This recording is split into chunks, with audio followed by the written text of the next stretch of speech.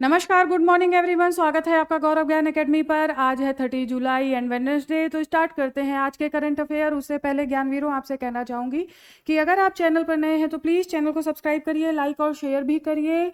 और देखिए 2 minute quick revision भी देखना ना भूलिए, जो वीडियो के अंत में आपको मिलेगा। तो लास्ट तक वीडियो देखिए और अपने सुझाव भी जरूर दीजिए कमेंट बॉक्स में।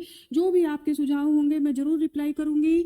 और चलिए स्टार्ट करते हैं और देखते हैं आज का पहला क्वेश्चन। शुभारंभ करते हुए देखिए पहला क्वेश्चन, किस संस्था द्वारा 30-31 जुलाई 2025 को नई दिल्ली में गीता एवं नाट्य शास्त्र के यूनेस्को मान्यता विषय पर संगोष्ठी का आयोजन किया जा रहा है? तो ज्ञानवीरों, ये है इंदिरा गांधी राष्ट्रीय कला केंद्र। इंदिरा गांधी राष्ट्रीय कला केंद्र, ये जो आयोजन है नई दिल्ली में हो रहा है। नई दिल्ली में हो रहा है और इसका आयोजन क्यों किया जा रहा है ये भी आपको जानना चाहिए। देखिए, यूनेस्को के अंतर्गत गीता और नाट्य शास्त्र जो भारत की प्राचीन पुस्तकें हैं या धर्म ग्रंथ हैं, उन पर उनको मान्यता दी गई। वैश्विक स्तर पर उन्हें सराहना दी गई इन पुस्तकों को, जिसकी वजह से अब वैश्विक आधार को मानते हुए नई दिल्ली में जो विशेषज्ञ हैं, बुद्धिजीवी वर्ग के लोग हैं, उनकी बैठक हो रही है और इसकी प्रासंगिकता को, गीता और नाट्य शास्त्र की प्रासंगिकता को प्रस्तुत करना है। तो देखिए यहाँ पर देख लीजिए, यूनेस्को के memory of the international register, ठीक है, रजिस्टर में शामिल हुए ये गीता और नाट्यशास्त्र। यूनेस्को ने शामिल किया इन्हें, गीता और नाट्यशास्त्र को। ठीक है ज्ञानवीरों, तो आपको ये क्वेश्चन ध्यान रखना है। काफ़ी इंपॉर्टेंट क्वेश्चन है, क्योंकि जो चीज़ें वैश्विक स्तर पर होती है ना, तो उनके पूछने के चांसेस बहुत ज़्यादा हो जाते हैं एग्जाम्स में। आ जाइए नेक्स्ट देखते हैं। हाल ही में किस देश की मध्यस्थता से थाईलैंड और कंबोडिया ने बिना शर्त युद्ध विराम पर सहमति व्यक्त की है? राइट आंसर है मलेशिया। देखिए, मलेशिया के पीएम अनवर इब्राहिम, ठीक है, अनवर इब्राहिम ने मध्यस्थता की और दोनों देशों में बिना किसी शर्त के युद्ध विराम के निर्णय पर पहुंच गए। देखिए, इसके पीछे एक ये कि डोनाल्ड ट्रंप ने जो व्यापार समझौते थे उनको सिरे से खारिज करने की बात कही थी, एक तरह से धमका दिया था इन्हें। इसकी वजह से ये युद्ध विराम की स्थिति आ पाई है, जिसकी मध्यस्थता की है मलेशिया ने। ज्ञानवीरों, ये वेरी वेरी इंपॉर्टेंट क्वेश्चन है, तो आपको ध्यान रखना है। ठीक है, ये वेरी इंपॉर्टेंट क्वेश्चन है, ध्यान रखिएगा। आ जाइए नेक्स्ट देखते हैं। हाल ही में संसद रत्न पुरस्कार 2025 के लिए चुने गए संसद सांसदों में से सबसे अधिक सांसद किस राज्य से हैं? तो देखिए यहाँ पर महाराष्ट्र से सबसे अधिक सांसद चुने गए हैं, जिसमें से महाराष्ट्र से ही 7 सांसद, ठीक है, महाराष्ट्र से ही 7 सांसद लिए गए हैं। और देखिए, आपको इसमें कौन से नाम याद रखने हैं। इस बार जूरी अवार्ड भी दिया गया, जूरी अवार्ड भी दिया गया है, ठीक है, जूरी अवार्ड भी दिया गया है, जो कि 4 सांसदों को दिया गया है। इसमें एक नाम आपको याद रखना है, वो है सुप्रिया सूले, ठीक है, सुप्रिया सूले, इनका नाम आपको ध्यान रखना है। और इनकी पार्टी का नाम NCPSP, ठीक है, नेशनल कांग्रेस पार्टी महाराष्ट्र, ठीक है, ये आपको ध्यान रखना है। ठीक है, ये आपको ध्यान रखना है। और इसकी शुरुआत कब से की गई ज्ञानवीरों, आपको ये भी पता होना चाहिए कि संसद रत्न पुरस्कार की शुरुआत कब से की गई। तो इसकी शुरुआत की गई 2010 से इसकी शुरुआत की गई। इसका कारण ये था, जो भी सांसद अच्छा काम करता है, पारदर्शिता, जवाबदेही अपने क्षेत्र में, इन सब चीज़ों को धरातल पर लेकर के आता है, तो उसे ये अवार्ड दिया जाता है। देखिए 2010 से इसकी जब शुरुआत हुई, तो इसका उद्देश्य यही था, जो सांसद अच्छे से काम करते हैं। ठीक, इसके साथ ही साथ देखिए, अगर जूरी अवार्ड की बात की जाए तो ये क्यों दिया जाता है, आपको ये भी पता होना चाहिए कि ये क्यों दिया जाता है। तो लगातार अपने 3 काल के दौरान, ठीक है ना, जो भी अपने 3 काल के दौरान, यानी कि जो 3 बार संसद बन जाते, उन्होंने जब अच्छा काम किया होता है तो उनको ये जूरी अवार्ड दिया जाता है। ठीक है, तो आपको ये ध्यान रखना है। इसमें ये 2 कैटेगरी है, एक तो ये संसद रत्न पुरस्कार, और संसद रत्न पुरस्कार में भी देखिए सुप्रिया सूले का नाम है, इसमें भी सुप्रिया सूले का नाम है, इसलिए आपको ये नाम ध्यान रखना है। सुप्रिया सूले का नाम है, इसलिए भी आपको ये नाम ध्यान रखना है, ठीक है। और देखिए इसके साथ ही साथ इसमें और कुछ बच रहा है, और कोई फैक्ट ज्ञानवीरों, हाँ नहीं, ठीक है, आपको इतना ये इसमें याद रखना है। आ जाइए नेक्स्ट क्वेश्चन देखते हैं क्या है। अंतर्राष्ट्रीय बाघ दिवस कब मनाया जाता है? राइट आंसर है 29 जुलाई। देखिए 29 जुलाई को अंतर्राष्ट्रीय बाघ दिवस मनाया जाता है। इसके पीछे ये क्यों मनाया जाता है, एक पूरा इतिहास है, आइए इसके बारे में जानते हैं, क्योंकि यहाँ से क्वेश्चन, जब इन्वायरमेंट और इकोलॉजी या यहाँ से बात बनती है ना, तो क्वेश्चन जरूर पूछा जाता है, चाहे कोई भी एग्जाम हो। अंतर्राष्ट्रीय बाघ दिवस का इतिहास, आइए देखिए। देखिए जो वैश्विक बाघ दिवस मनाया गया उसके पहले की पृष्ठभूमि जानते हैं। 2010 में क्या हुआ, रूस के सेंट पीटर्सबर्ग में एक बैठक हुई, जहां पर ये निर्णय लिया गया, एक शिखर सम्मेलन हुआ जहां पर ये निर्णय लिया गया कि अब अंतर्राष्ट्रीय बाघ दिवस मनाया जाएगा। इसमें 13 देशों ने इसको सहमति दी थी, जिसमें भारत, भूटान, नेपाल था, मलेशिया, बांग्लादेश जैसे देश से, जहां पर देखिए बाघ निवास का, ये बाघों के निवास का क्षेत्र माना जाता है। इसी शिखर सम्मेलन से ज्ञानविदों T2 पहल की शुरुआत हुई, जिसमें कि 2022 तक बाघों की आबादी को दुगना करने की बात कही गई थी, बाघों की आबादी को दुगना करने की बात की गई थी। अब देखिए क्वेश्चन क्या बनता है, T2 पहल की शुरुआत कहाँ से हुई थी, तो आपको ये पता होना चाहिए कि रूस में सेंट पीटर्सबर्ग में ही, यहाँ इसी शिखर सम्मेलन में ये बात प्रारंभ की गई थी, ठीक है। आ जाइए आगे देखते हैं। अब भारत ने किस प्रकार से इस पर योगदान दिया है, देखिए ये बड़े सोचने का विषय है कि ऐसा क्या हुआ कि भारत ने बाघों के प्रोजेक्ट टाइगर चलाया या बाघों के संरक्षण का काम किया। देखिए क्या था कि 1900 के दशक में जो बाघ थे उनकी संख्या 1 लाख से अधिक थी, ठीक। लेकिन 1972 तक आते आते क्या हुआ, इनकी संख्या 1800 के करीब, 1825-27 के करीब हो गई। अब क्या हुई, इतनी तेजी से ये संख्या घटी क्यों? एक तो देखिए बहुत सारे कारक थे, लगातार जंगल कटे, इनका जो प्राकृतिक आवास था वो खत्म होता गया, ठीक है। मानवीय हस्तक्षेप आप कह लीजिए, इसके साथ ही साथ शिकार, मानवीय हस्तक्षेप के अंतर्गत ही आता है, शिकार किए गए, बहुत सारी चीजें हैं जिसकी वजह से बाघों की संख्या तेजी से घट गई। अब भारत ने चिंतित होकर क्या किया, 1973 में, ज्ञानवीरों 1973 में प्रोजेक्ट टाइगर की स्टार्टिंग की गई। और देखिए 1973 में प्रोजेक्ट टाइगर की शुरुआत की गई, जिसका उद्देश्य बंगाल टाइगर और उनके आवासों की रक्षा करना था, ठीक है, बंगाल टाइगर और उनके आवासों की रक्षा करना था। अब देखिए प्रोजेक्ट टाइगर ये एक केंद्र प्रायोजित योजना है, प्राकृतिक आवासों में बंगाल बाघों के व्यवहार आबादी सुनिश्चित करना इसका मेन उद्देश्य है। तो आ जाइए ज्ञानवीरों आगे देखते हैं क्या है महत्वपूर्ण कदम। देखिए कोर बफर रणनीति, कोर बफर रणनीति के तहत टाइगर रिजर्व की स्थापना, कोर जोन में बाघों के आवासों की सुरक्षा। देखिए कोर जोन, जैसे किसी, आप ये मान लीजिए अगर कोई टाइगर रिजर्व बनाया जा रहा है, मान लीजिए कोई टाइगर रिजर्व की स्थापना की जा रही है और ये वो स्थान है, तो कोर का मतलब यहाँ पर मतलब बीच में या कहीं भी कोर, उनके आवासों को मेनली सुरक्षा, और इन सब प्लेसेस पे थोड़ी बहुत मानवीय हस्तक्षेप को अनुमति दी जाती है, ये इसका मेनली रीजन होता है। आ जाइए आगे देखते हैं। वन्य जीव संरक्षण अधिनियम के तहत जो 1972 में आया था, राष्ट्रीय बाघ संरक्षण प्राधिकरण NTCA प्रोजेक्ट टाइगर की देखरेख करता है। कई बार ऐसा भी क्वेश्चन पूछा जाता है कि प्रोजेक्ट टाइगर की देखरेख कौन करता है, तो आपको पता होना चाहिए NTCA, ठीक है, नेशनल टाइगर कन्वर्जेशन अथॉरिटी, इसके द्वारा ये किया जाता है। और देखिए इसकी अंतिम जो जनगणना हुई थी वो 2022 में हुई थी। हर 4 वर्ष में जनगणना की जाती है ज्ञानवीरों, 4 वर्ष में एक बार जनगणना आती है। तो उस जनगणना वो जब आती है तो उसमें संख्या भी पूछ ली जाती है कि इस समय कितनी संख्या है, तो ऐसे भी क्वेश्चन आते हैं। आ जाइए आगे देखते हैं क्या है आगे। हाँ अब देखिए काउंटिंग के अकॉर्डिंग, इनका अभी तक का जो डेटा उपलब्ध है उसके अकॉर्डिंग हम कुछ फैक्ट देखते हैं, क्योंकि यहाँ से क्वेश्चन जरूर आते हैं। देखिए मध्य प्रदेश में बाघों की सबसे बड़ी आबादी है, ठीक है, सबसे बड़ी अगर आबादी की बात की जाए तो वो MP में है।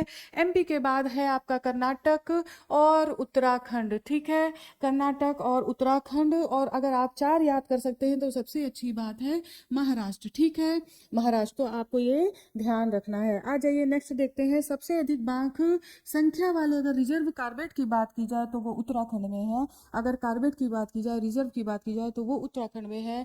नेक्स्ट आपका बांदीपुर कर्नाटक, ठीक है, आपको ये ध्यान रखना है।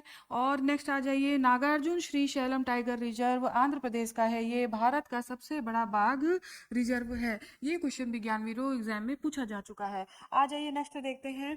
2023-24 से प्रोजेक्ट टाइगर और प्रोजेक्ट एलिफेंट योजनाओं को एकीकृत कर दिया गया है। अब इसे प्रोजेक्ट टाइगर और एलिफेंट के नाम से जाना जाता है। आपको पता है जो प्रोजेक्ट एलिफेंट है वो भी 1992 में चलाया गया था ज्ञानवीरों, वो भी 1992 में चलाया गया था, लेकिन अब दोनों को मिला दिया गया है और इसका नाम प्रोजेक्ट टाइगर और एलिफेंट हो गया है। ठीक है, तो देखिए आपको पूरी जानकारी प्रोजेक्ट टाइगर से लेकर के कहाँ से स्टार्टिंग हुई इंटरनेशनल टाइगर डे, पूरी जानकारी आपको मिल चुकी है। अब आपका क्वेश्चन कहीं से नहीं बचेगा। आ जाइए नेक्स्ट क्वेश्चन देखते हैं अपना। हाल ही में सस्टेनेबल वेलनेस ऑफ स्टूडेंट्स नामक पुस्तक का विमोचन किसके द्वारा किया गया? तो पुष्कर सिंह धामी के द्वारा किया गया, जो कि उत्तराखंड के मुख्यमंत्री हैं। ठीक है, उत्तराखंड के मुख्यमंत्री हैं, इनके द्वारा ये किया गया इस बुक का विमोचन। ये बुक भी आपको ज्ञानवीरों याद रखनी है, सस्टेनेबल वेलनेस ऑफ स्टूडेंट्स। देखिए इसमें क्या बताया गया है, इन्होंने क्या बताया है कि एग्जाम के समय जो उच्च शिक्षा संस्थान में स्टूडेंट्स पढ़ रहे हैं, उच्च शिक्षा संस्थान में, उच्च शिक्षा संस्थान, ठीक है, उच्च शिक्षा संस्थान में जो स्टूडेंट्स, जो छात्र पढ़ाई कर रहे हैं, उनकी मानसिक स्थिति के बारे में इस पुस्तक में बताया गया है। एनईपी 2020 के बाद, एनईपी 2020 के बाद जो चीज़ें चेंजिंग हुई है अपने एजुकेशन सिस्टम में, उसके बाद से छात्रों की क्या मानसिक स्थिति और सामाजिक चुनौतियां, मेनली ये भी बात कही है, जो सामाजिक चुनौतियां छात्रों को झेलनी पड़ती हैं, उसके बारे में इस बुक पे खुल करके बात की गई है। तो वाकई काफ़ी अच्छी पुस्तक है और ये पुस्तक एग्जाम में जरूर आएगी। नेक्स्ट देखिए, world artificial intelligence conference WAIC 2025 का आयोजन कहाँ पर किया गया? ज्ञानवीरों ये आयोजन चाइना में किया गया, चीन के शंघाई में। ठीक है, चीन के शंघाई में ये आयोजन किया गया। और देखिए इसमें जो बात की गई मेनली तो आर्टिफिशियल AI, वहाँ के PM ने बोला है कि AI का उपयोग वाकई लोगों के लिए काफ़ी अच्छा है, काफ़ी सारी चीज़ें एडवांस हो रही हैं, लेकिन उसके साथ साथ यहाँ पर खतरों के बारे में भी बताया गया। कौन कौन से खतरे हैं इसके बारे में भी बात की गई।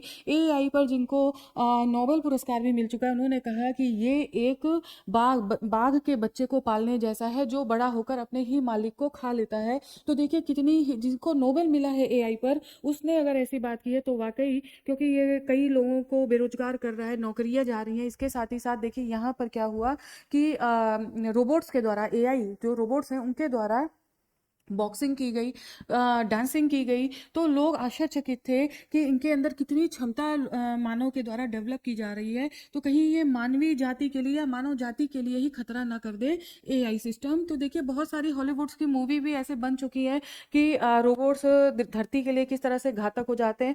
तो हो सकता है कुछ ऐसा ही अनुमान ना लगाया जा रहा हो विद्वानों के द्वारा।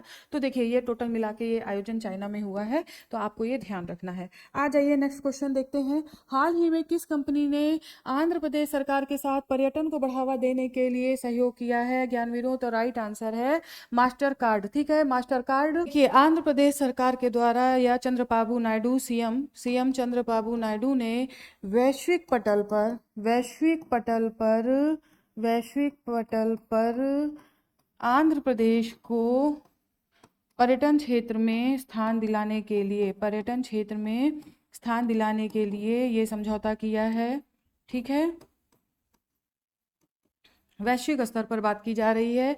और देखिए इस बार विश्व आर्थिक मंच यानी कि वर्ल्ड इकोनॉमिक फोरम की बैठक कहाँ हुई थी ज्ञानवीरों? तो देखिए WEF की जो बैठक हुई थी वो हुई थी दावोस में। ठीक है, वहाँ पर चंद्रबाबू नायडू जाते हैं और मास्टर कार्ड के अधिकारियों से बात करते हैं और ऐसा सहयोग बढ़ाने की बात करते हैं ताकि आंध्र प्रदेश को वैश्विक स्तर पर पर्यटन के क्षेत्र में आगे लाया जाए। और देखिए वो इसमें कामयाब भी होते हैं और ये समझौता हो चुका है अब। तो आपको ध्यान रखना है मास्टर कार्ड।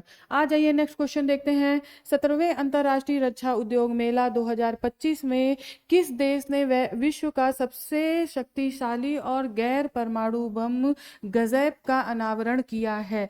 तो ज्ञानवीरों ये विश्व का सबसे शक्तिशाली बम है, तो आपको ये ध्यान रखना है, ये किया है तुर्की ने। ठीक है, तुर्की में और तुर्की देश के द्वारा। और ये जो अंतर्राष्ट्रीय मेला है ज्ञानवीरों, देखिए ये जो अंतर्राष्ट्रीय मेला है रक्षा उद्योग का, ये भी पूछा जा सकता है कि कहाँ पर हुआ। तो देखिए ये हुआ है इस्तांबुल में। ठीक है, ये हुआ है इस्तांबुल में, ये मेला इस्तांबुल में हुआ है। और गजैब जो है तुर्की के द्वारा बनाया गया विश्व का सबसे शक्तिशाली बम है, जो कि गैर परमाणुकृत है। देखिए, अब इसके जो बारे में बात की गई है, जब भी इसे विमानों के द्वारा या किसी के भी द्वारा, अब इसकी बात की जा रही है ड्रोन से भी इसको सक्षम बनाया जाएगा आगे आने वाले समय में। तो फाइटर जेट के द्वारा, जिसके भी द्वारा इसे अगर इस बम को छोड़ा जाता है या गिराया जाता है या टारगेट किया जाता है, ठीक, तो जहां पर भी ये टारगेट किया जाता है, करीब 160 मीटर तक, 160 मीटर तक वहां की चीजें, इवन लोहा और कंक्रीट तक गल जाती हैं, गल करके वाष्पित हो जाती हैं। इतना ये शक्तिशाली बम है, यानी कि जहां पर ये गिराया जाएगा वहां पर ज्ञानवीरों कुछ भी नहीं बचेगा। तो इस बम को इतना शक्तिशाली बनाया गया है तुर्की के द्वारा। तो आप ये ध्यान रखिए, गजैप नाम भी ध्यान रखिए, गजैप, ठीक है, गज ऐप। देखिए, आपको इसको ऐसे भी याद कर सकते हैं, गज यानी हाथी, हाथी जितना शक्तिशाली अगर देखा जाए तो नॉर्मली कोई जंगली जानवर नहीं होता है। तो आप इस तरीके से याद करिए, ये तुर्की और के द्वारा बनाया गया है। आ जाइए नेक्स्ट देखिए, सेबी वर्सेस स्कैम अभियान किस संगठन के साथ मिलकर शुरू किया है? तो ये शुरू किया गया है एनएसई के द्वारा, नेशनल स्टॉक एक्सचेंज के द्वारा। देखिए, इसका मुख्य उद्देश्य ये है जो सेबी ने किया है, निवेशकों को वित्तीय धोखाधड़ी से बचाना। ज्ञानवीरों, वित्तीय धोखाधड़ी से बचाना, ठीक है, वित्तीय धोखाधड़ी से बचाना, ठीक है। तो नेशनल स्टॉक एक्सचेंज के साथ ये मिलकर शुरू किया गया है। और किस संगठन ने शुरू किया है ज्ञानवीरों? तो ये सेबी ने किया है, ठीक है। आगे देखिए ज्ञानवीरों, आगे देखिए, अगर हम सेबी के गठन की बात करें, सेबी के बारे में थोड़ा जानते हैं। सेबी के गठन की बात करें तो सेबी का गठन कब हुआ था? 12 अप्रैल, ठीक है, 12 अप्रैल 1988 में सेबी का गठन हुआ था, जो कि भारत सरकार के एक प्रस्ताव के द्वारा, भारत सरकार के प्रस्ताव के द्वारा लाया गया था। एक गैर सांविधिक निकाय के रूप में, ये सामने आया, ठीक है, सांविधिक निकाय के रूप में सामने आया। लेकिन इसके बाद 1992 में, देखिए, सेबी 1992 में एक अधिनियम पास किया गया, सेबी अधिनियम पास किया गया, और 1992 में ये वैधानिक निकाय के रूप में स्थापित किया गया, ठीक है, वैधानिक निकाय के रूप में इस तरह से ये स्थापित किया गया और यहाँ से ये कार्यरत हुआ। तो ये पूरी सेबी के स्थापना के बारे में आपको मैंने बता दिया। तो ये भी आप ध्यान रखिए, कई बार ऐसे क्वेश्चन भी आते हैं। आ जाइए नेक्स्ट देखते हैं, बुद्ध सम्यक दर्शन संग्रहालय और स्मारक स्तूप कहाँ स्थापित किया है? तो ज्ञानवीरों, ये स्थापित किया गया है वैशाली, बिहार में। अभी इसका उद्घाटन नहीं किया गया है, मुख्यमंत्री नीतीश कुमार के द्वारा इसका उद्घाटन होने वाला है, ठीक है, नीतीश कुमार के द्वारा इसका उद्घाटन किया जाएगा। तो आप ये भी ध्यान रखिए। आ जाइए नेक्स्ट क्वेश्चन देखते हैं क्या है। अब देखते हैं अन्य महत्वपूर्ण तथ्य। देखिए, रेमोना परेरा, जो कि मैंगलोर कर्नाटक की रहने वाली है, लगातार इन्होंने 7 दिन भरतनाट्यम, देखिए, लगातार इन्होंने 7 दिन भरतनाट्यम डांस किया, जो कि 170 घंटे, और ये विश्व रिकॉर्ड बना है, ये विश्व रिकॉर्ड बन गया है। ये रेमोना परेरा नाम आप ध्यान रखिए। नेक्स्ट देखिए, दीनानगर रेलवे स्टेशन, जम्मू कश्मीर के रेलवे स्टेशन पर पहली बार डायरेक्ट अनलॉकिंग सिस्टम शुरू किया गया। ये जो सिस्टम है, ये सुरक्षित रेल यातायात और सुनिश्चित करने में मदद करता है। देखिए, ये दीनानगर रेलवे स्टेशन या जम्मू कश्मीर, ये उत्तरी रेलवे के अंतर्गत आता है, ठीक है, ये उत्तरी रेलवे के अंतर्गत आता है, जो कि भारत में जो जोन बटे हुए हैं, रेलवे जोन बटे हुए हैं, तो ये उत्तरी रेलवे जोन के अंतर्गत आता है। ज्ञानवीरों, देखिए, आज का करंट अफेयर यहीं पर कंप्लीट होता है। चलिए अपना 2 मिनट क्विक रिवीजन भी स्टार्ट करते हैं। आ जाइए, पहला क्वेश्चन देखते हैं, हाल ही में नालसा द्वारा शुरू की गई वीर परिवार सहायता योजना का मुख्य उद्देश्य क्या है? तो रक्षा कर्मी और उनके परिवारों के लिए कानूनी सहायता सेवाओं को सुदृढ़ बनाना, ठीक है। आ जाइए नेक्स्ट देखते हैं, हाल ही में किस अंतर्राष्ट्रीय हवाई अड्डे को प्रिक्स वर्सलेस अवार्ड 2025 द्वारा दुनिया का सबसे खूबसूरत एयरपोर्ट घोषित किया गया है? तो ये है यंताई पेंगलाई इंटरनेशनल एयरपोर्ट, चीन। नेक्स्ट देखिए, हाल ही में किस ऑपरेशन के तहत पहलगाम हमले के मास्टरमाइंड समेत 3 आतंकवादी मारे गए? तो ये है ऑपरेशन महादेव। नेक्स्ट देखते हैं, हाल ही में विश्व स्वास्थ्य संगठन ने किस नाम से एक वैश्विक पहल शुरू की है जिसका उद्देश्य आंखों की देखभाल को सुलभ और प्राथमिक स्वास्थ्य सेवाओं का हिस्सा बनाना है? इसका नाम है ग्लोबल स्पेक्स 2030। नेक्स्ट देखिए, राज्य सफाई कर्मचारी आयोग का गठन किस राज्य सरकार के द्वारा किया गया है? तो यहाँ पर बिहार के द्वारा किया गया है। आगे देखिए, विश्व हेपेटाइटिस दिवस कब मनाया जाता है? तो ये मनाया जाता है 28 जुलाई को। नेक्स्ट देखिए, ऑस्ट्रेलिया और यूके ने किस वर्ष और अवधि की जिलोंग संधि ट्रीटी पर हस्ताक्षर किए जो ऑकस फ्रेमवर्क के अंतर्गत आता है? तो ये है 50 वर्ष की संधि 2025। नेक्स्ट देखिए, किसने फिडे महिला शतरंज वर्ष कप 2025 का खिताब जीता और भारत की पहली महिला के रूप में यह उपलब्धि हासिल की?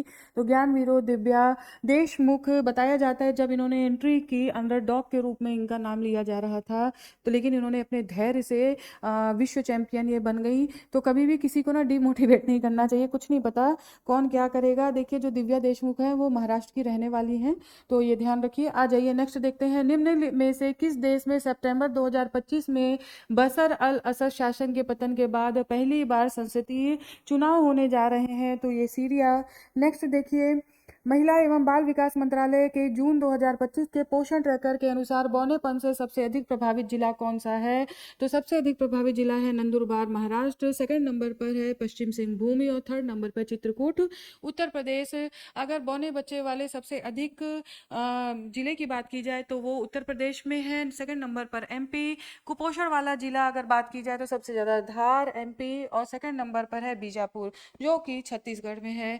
नेक्स्ट देखिए, विश्व प्रकृति संरक्षण दिवस के तहत रन फॉर ग्रीन का आयोजन कहाँ पर किया गया? तो ये आयोजन ज्ञानवीरो गाजियाबाद में किया गया। नेक्स्ट देखिए, विंडम फॉल जो कि एक प्रमुख पर्यटन स्थल है, कहाँ पर अवस्थित है? तो ये मिर्जापुर में अवस्थित है। आ जाइए आगे बढ़ते हैं। फिशु विश्वविद्यालय FISU या फिशु विश्वविद्यालय खेल 2025 भारत ने 12 पदक जीते और इसमें ग्रीष्मकालीन विश्वविद्यालय खेल जर्मनी के राइन क्षेत्र में हुआ। इसमें 12 पदक जीते जिसमें 2 स्वर्ण, 5 रजत, 5 कांस्य और भारत को जो पोजीशन मिली है वो 20वीं पोजीशन मिली है, ठीक है। और भारत का अब तक का जो सर्वश्रेष्ठ प्रदर्शन रहा है वो है 2021 चेंगडू जो कि आयोजित हुआ था 2023 में। नेक्स्ट देखिए, भारत का पहला शेप 2025 सम्मेलन देखिए नई दिल्ली स्थित army hospital research and referral ने 26-27 जुलाई को देश का पहला सशस्त्र बल राष्ट्रीय सम्मेलन आयोजित किया। इसका उद्देश्य अस्पताल नियोजन में कार्य करना है, ठीक है ज्ञानवीरो। तो देखिए, आज हमारे टोटली करंट अफेयर कंप्लीट होता है, पूरा करंट अफेयर हम लोग कंप्लीट कर चुके हैं और कल फिर आपके सामने नए अपडेट्स के साथ उपस्थित होंगी। तब तक आप लोग पढ़ते रहिए, स्वस्थ रहिए, मस्त रहिए। धन्यवाद।